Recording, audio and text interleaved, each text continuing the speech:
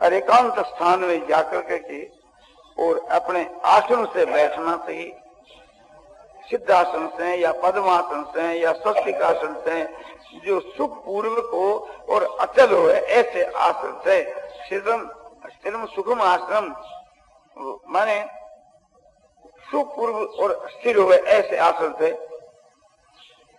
समंकाय शिरोग्रीम भगवान गीता में कहते हैं, गीता की 6ठी अध्याय के 13 के श्लोक में, काया जो है माने शरीर और ग्रीवा माने गला और मस्तक, ये एक श्रुत के वहां रहना चाहिए, अटल सजा रहना चाहिए, मेरुदंड सीधा रहना चाहिए जिससे आलस नहीं आता।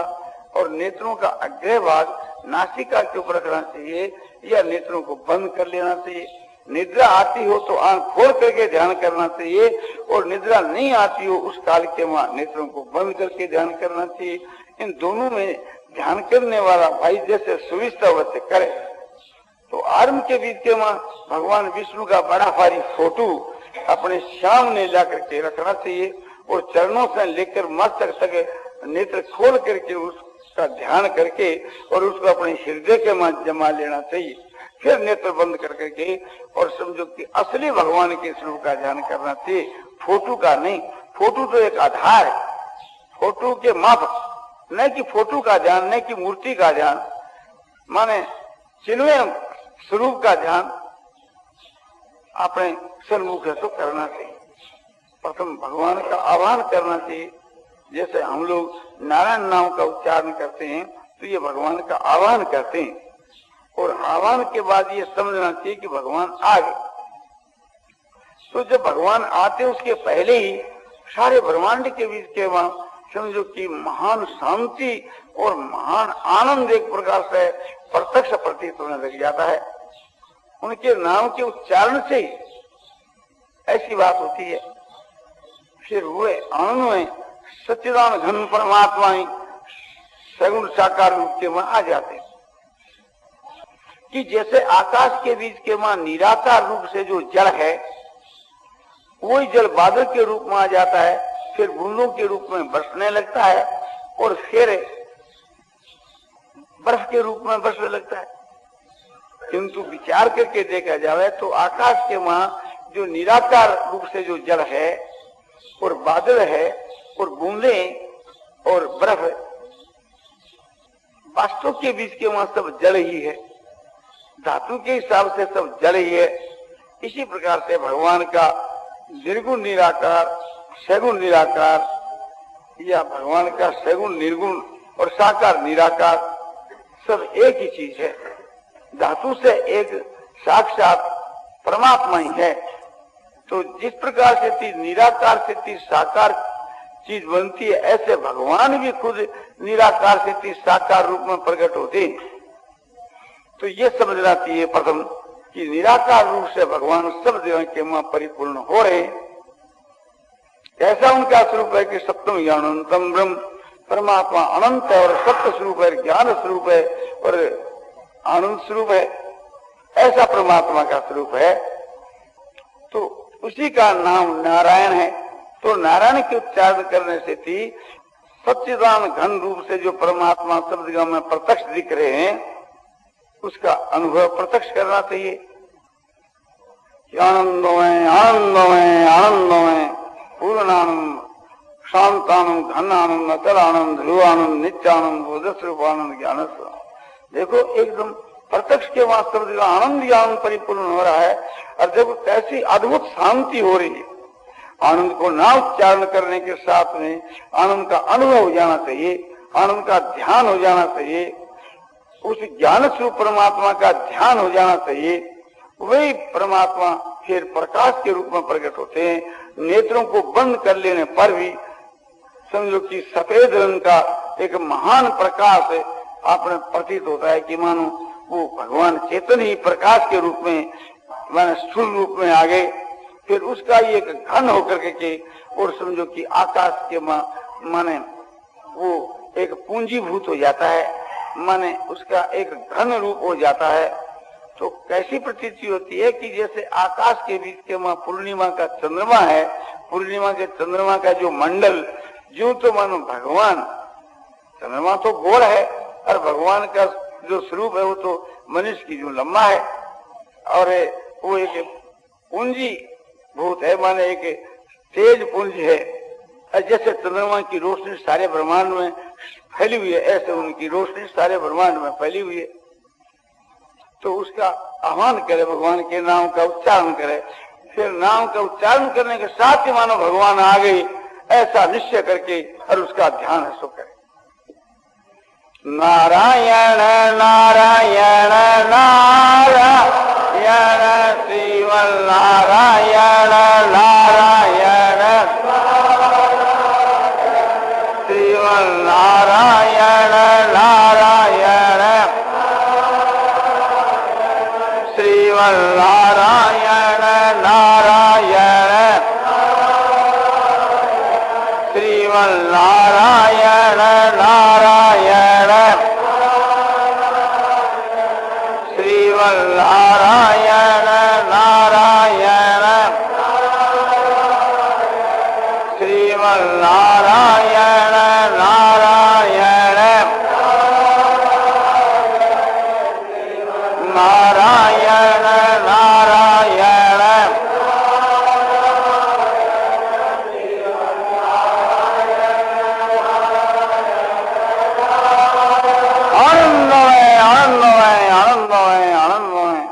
देखो कैसा आनंद परिपूर्ण हो रहा है कि एकदम नीचे ऊपर बाहर भीतर सब जगह आनंद ही आनंद।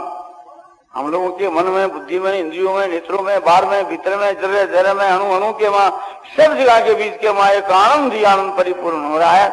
ये भगवान का समझो कि सगुण निराकार का स्वरूप है, आनंदमय। और कैसा है, क्या ज्ञान स्वरूप है। देखो ख्याल करके मन बुद्धि इंद्रियों के बीच के वहां जो जागृति है, एक प्रकार से ऐसी अवस्था के बीच के वहां आलस नहीं आ सकता, क्योंकि जहाँ प्रकाश है, जहाँ ज्ञान का प्रकाश है, वहाँ अज्ञान नहीं आ सकता और बिना ज्ञान के निद्रा नहीं आ सकती। और जहाँ आनंद है वहाँ विक्षेप नहीं आ सकता, तो विक्षेप और आलस इन दोनों का अभाव हो जाता है। तो एक वही विज्ञान घन परमात्मा देखो महान प्रकाश के रूप में परिणित होकर के सारे संसार में सहतनन हो रहे हैं।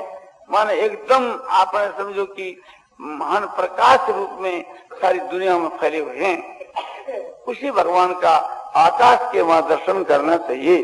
भगवान विष्णु के सगुण साकार रूप का आकाश के वहां दर्शन करना चाहिए। नेत्रों को बंद कर करके और भगवान का समझो कि दर्शन करना चाहिए। मानसिक मन से दर्शन, नेत्रों से नहीं। तो मन से देखो आप कि भगवान का कैसा स्वरूप है, कि भगवान का जो स्वरूप है भिगा हुआ, एक माने अमृत से भिगा हुआ हो या रसमय हो, या यूं कहो कि एक रस रूप ही है। जैसे बर्फ का ढीला एक जल रूप है, ऐसे भगवान है सो रस रूप है और वे बहुत ही मधुर है। इसलिए आपको माधुर्य मूर्ति कहते हैं। और वे समझो कि महान ही एक प्रकार से चिन्मय है, प्रकाश स्वरूप है, स्वयं चेतन स्वरूप है। और चेतन ही एक प्रकार से थी समझो कि ज्ञान के रूप में होकर के और आनंद के रूप में होकर के और है समझो कि एक विग्रह के रूप में, माने दिव्य विग्रह के रूप में, एक तेजोमय विग्रह के रूप में आकाश के वहां विराजमान होकर के दिख रहे। मानो हमारे से कोई 4 हाथ की दूरी के ऊपर भगवान खड़े हैं, विराजमान हो रहे हैं। उनका स्वरूप समझो कि उनका प्रकाश सफेद होने के कारण से थी, सफेद से दिखते हैं, नीलवर्ण होकर के भी सफेद से दिखते हैं। जैसे कोई नीला रंग और सफेद रंग मिला दिया जाए, जैसे आकाश तो होता है नीला, वास्तव में आकाश के कोई रूप नहीं है, किंतु दिखता है नील के रूप में। और सूर्य का होता हुआ प्रकाश, तो सूर्य का प्रकाश सफेद रूप में दिखता है। सूर्य जो है लाल रंग का स्वरूप है, किंतु महान प्रकाश होने के कारण से जब नजदीक आ जाता है तो सफेद दिखने लग जाता है। तो भगवान एक नील वर्ण है और उसमें महान प्रकाश होने से उसमें समझो कि सफेद रंग की झलक दिखती है, या यूं कहो कि सफेद स्वरूप पुंज है, उसके मां नील रंग की झलक दिखती है। वे जब दूर रहते हैं सूर्य भगवान तब तो लाल रंग के दिखते हैं, और नजदीक आ जाते हैं तो सफेद दिखते हैं। इसी प्रकार से भगवान एक प्रकार से श्वेत दीप में तो सदा ही श्वेत रूप में रहते हैं, और परम धाम के बीच के मां नील रूप के मां रह करके के महान प्रकाश होने के कारण से सफेदी को लेकर के नील रूप में देखते हैं। तो भगवान मानो आकाश के वहां आकर के विराजमान हो रहे हैं, और उनका जो स्वरूप है तो सूर्य की माफक है, एक गर्म नहीं है, चंद्रमा से बढ़ करके के शीतल और शांति स्वरूप है।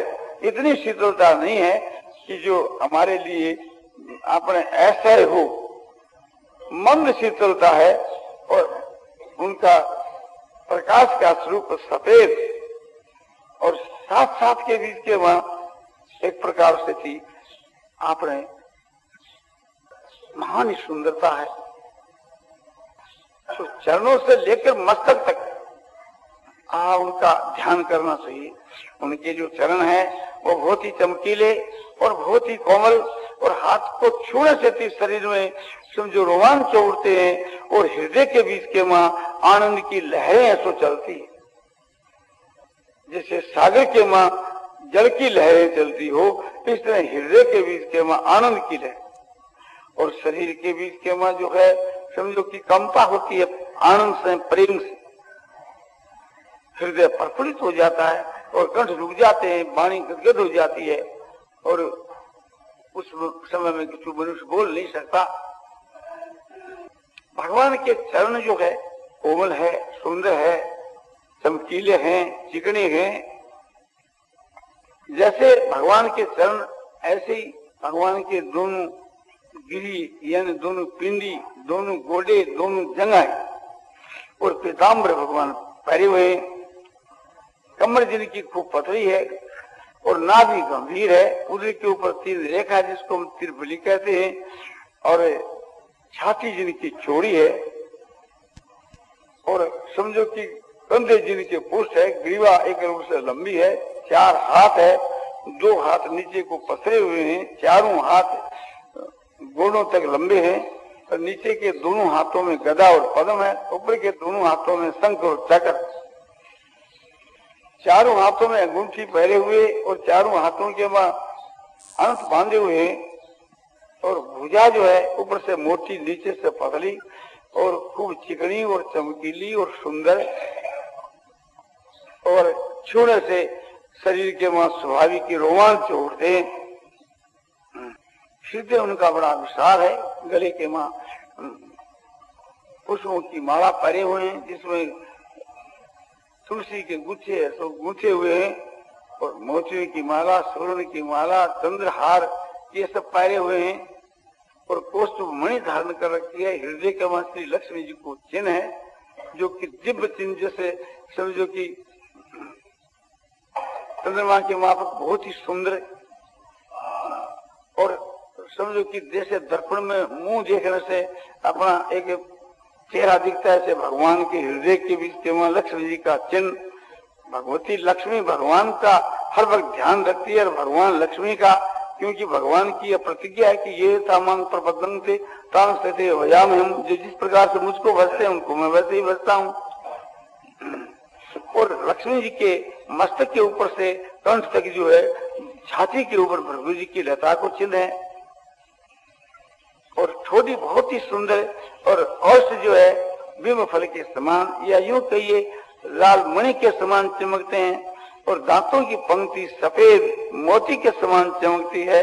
नासिका अति सुंदर, और दोनों कपोल यानी गाल जो है सो एक प्रकार से बहुत ही सुंदर, उनमें गुलाबी रंग की झलक है, और कानों में कुंडल है, उसकी की आभा पड़ती है, जिसके से और सुंदरता बढ़ जाती है।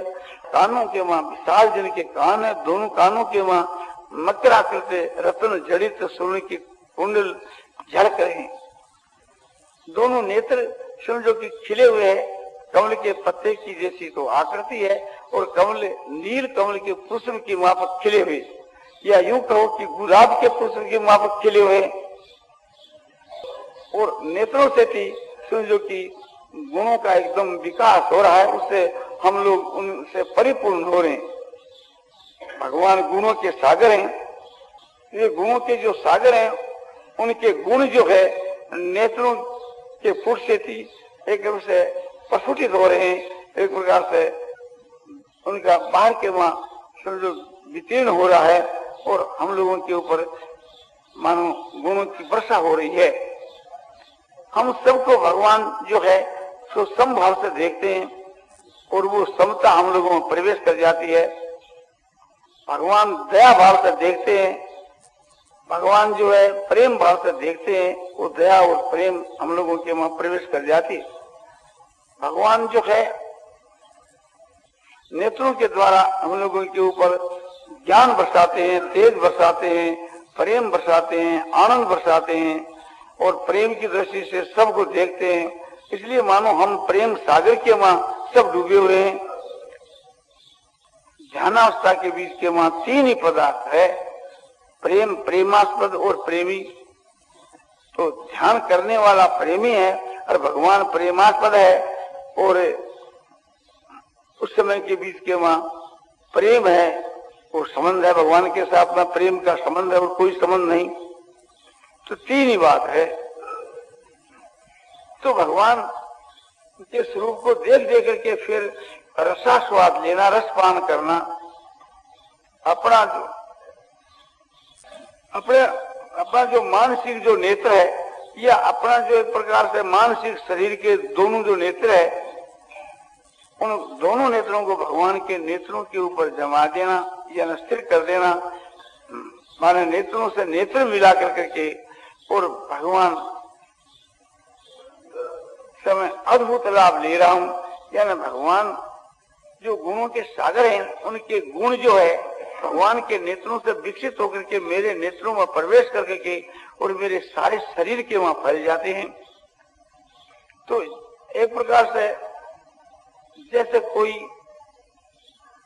एक स्थान से और जल की धारा बरस करके दूसरी जगह जल जाता हो, इस प्रकार से जल की धारा तो स्थूल होती है, ये सूक्ष्म, ये तो एक प्रकार से मानो एक प्रेम जो है और ज्ञान है, जितने जो गुण है उनका कोई आकार नहीं है, ये सब निराकार चीज।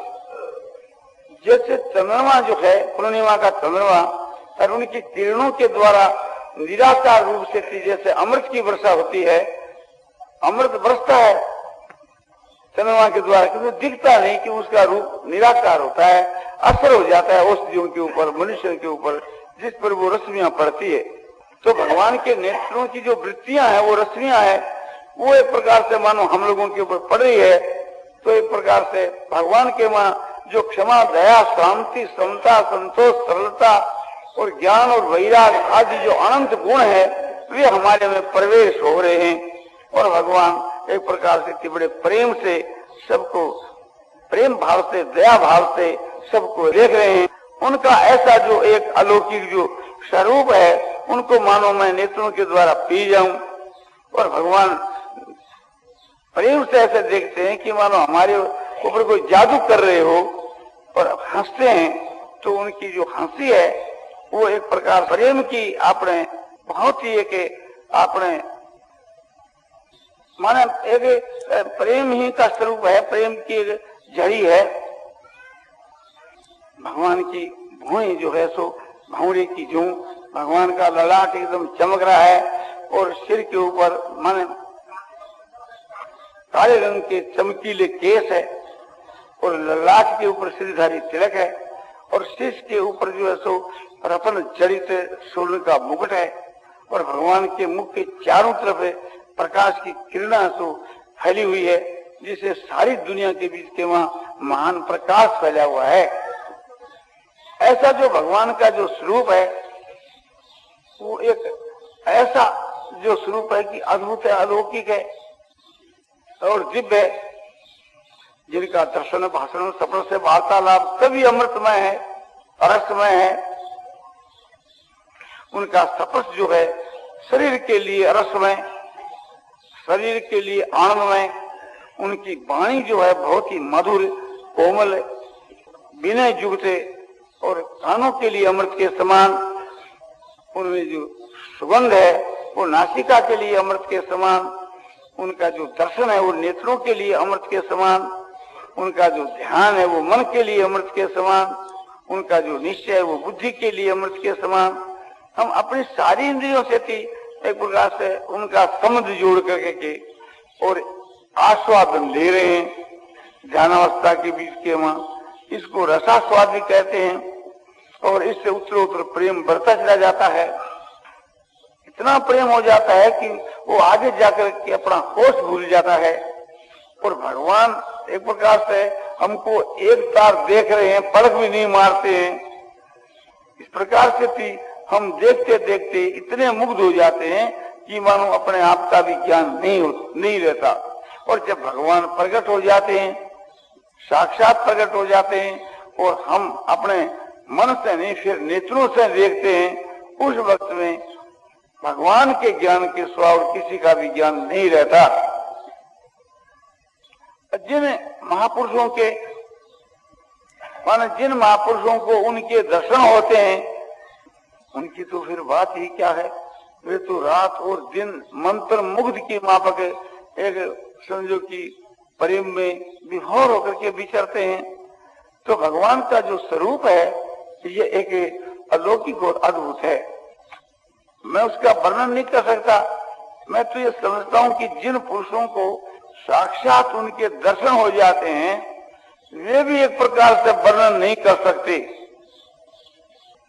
क्योंकि जहाँ वर्णन किया जाता है वहाँ वो न धातु है और न एक प्रकार से पदार्थ है, न वहाँ वो हाव भाव कटाक्ष है, न वो भगवान का फोटो ही कोई कैमरे में आपने आ सकता है। तो ऐसा भगवान का स्वरूप है, उसका जो महान जो प्रकाश और उनका हृदय का भाव और उनका जो हाव भाव ये कैमरे के फोटो में कैसे आ सकता है? ये तो अपने हृदय रूपी कैमरे में आ सकता है। और जिसको भगवान के दर्शन होते हैं वो ही उस बात को जानता है, वो दूसरे को बतला नहीं सकता। तो ऐसा एक अलौकिक भगवान का स्वरूप है। ऐसे भगवान के ध्यान के बीच के वहां इतना मस्त हो जाना चाहिए कि अपने बाहर का किसी भी चीज का ज्ञान न रहे और अपने आप का भी ज्ञान न रहे, केवल भगवान का ही ज्ञान रहे और भगवान का ही ध्यान। ऐसी अवस्था के बीच के वहां भगवान के नाम का जप बंद हो जावे तो भी कोई हर्ज नहीं है, किंतु भगवान के स्वरूप का ज्ञान और ध्यान ये रहना चाहिए। और उस ज्ञान और ध्यान के बीच के वहां जो मस्ती आती है वो मस्ती किसी भी चीज में नहीं है, और वो सात्विक मस्ती है और वो एक अमृतमय मस्ती है। इसका जो फल है वो गुणातीत भगवान की प्राप्ति है। ध्यानावस्था के बीच के वहां जो ध्यान है वो एक प्रकार से केवल शुद्ध सत्व है, माने केवल सात्विक गुण। और भगवान गुणातीत है, किंतु गुणातीत होने के साथ के बीच के वहां शुद्ध जो सत्व है उसे से मिले हुए एक प्रकार से वास्तव में भगवान तो चिन्मय है, भगवान का स्वरूप तो चिन्मय है, किंतु हम लोग जो भगवान का ध्यान करते हैं जब तक भगवान की प्राप्ति नहीं होती उसके पूर्व में शास्त्रों के आधार पर और महापुरुषों के वचनों के आधार पर जो अपने समझो कि अपने भाव के अनुसार जो ध्यान करते हैं वो तो बुद्धि से ही करते हैं। तो बुद्धि जो हमारी शुद्ध और पवित्र और सात्विक जो बुद्धि है और हमारी जो समझो जो तीक्ष्ण जो बुद्धि है, हमारी समझो दोषों से रहित जो बुद्धि है, उस बुद्धि से ही परमात्मा का ध्यान होता है। तो परमात्मा का ध्यान जो है वो बुद्धि विशिष्ट ब्रह्म के स्वरूप का ध्यान है, और इस ध्यान का जो फल है वो एक प्रकार से केवल अनिर्वचनीय स्वरूप है। तो ये भी अनिर्वचनीय, इसका भी वर्णन कोई नहीं कर सकता। तो भगवान का जो दर्शन भाषण सफर से वार्तालाप सभी एक प्रकार से भी समझो कि रसमय है, अमृतमय है, आनंदमय है, प्रेममय है, बड़ा ही मधुर है। तो ऐसा जो भगवान का जो मधुर जो स्वरूप है, उसको देख देख करके और उसके वहां इतना मुग्ध हो जाना चाहिए कि जहाँ की अपने आप का भी ज्ञान न है। जब भगवान साक्षात प्रकट होते हैं तो एक प्रकार से महापुरुष लोग ये कहा करते हैं कि नेत्रों की वृत्ति स्तंभित हो जाती है, पलक नहीं पड़ती, और एक प्रकार से उस नेत्रों के द्वारा भगवान ही दिखते हैं और कोई चीज नहीं दिखती, और अपने आप का भी ज्ञान नहीं रहता, और उसके के वहां फिर होश आता है। तो भगवान के साथ के बीच के वहां उनका एक बर्ताव अलौकिक हो जाता है। उनकी सारी चेष्टा भगवान को मुक्त करने के लिए हो जाती है।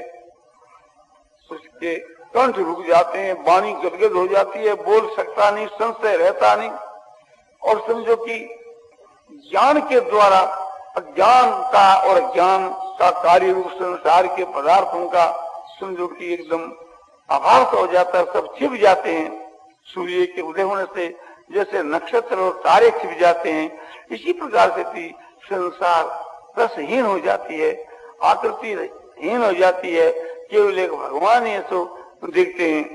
तो उस वक्त के वहां समझो कि खरखराती वाणी से थी और भगवान की वो स्तुति करता है और मुग्ध हो जाता है, और उसकी सारी चेष्टा जो है आनंद स्वरूप जो भगवान है, प्रेम स्वरूप जो भगवान है, उस भगवान को आह्लादित करता रहता है, मुग्ध करता रहता है।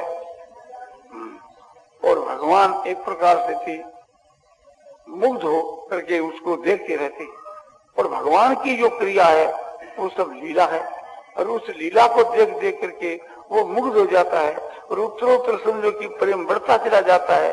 और उस समय के बीच के वहां एक दूसरे का जो बर्ताव चेष्टा है, उस वो लीला का ही रूप है।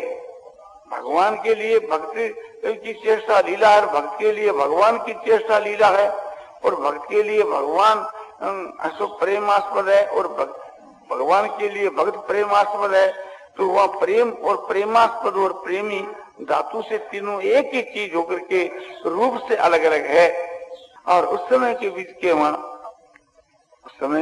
वहां जो है दोनों की चेष्टा जो है वो प्रेम को बढ़ाने वाली, आनंद को बढ़ाने वाली, मुग्धता को बढ़ाने वाली, और समझो कि ज्ञान को बढ़ाने वाली, और ऐसी अलौकिक हो जाती है कि वह परस्पर के वहां न कोई लज्जा है, न कोई संकोच है, न कोई भय है, न आदर है, न सत्कार है, और कोई भी प्रकार का समझो कि विकार हुआ नहीं है।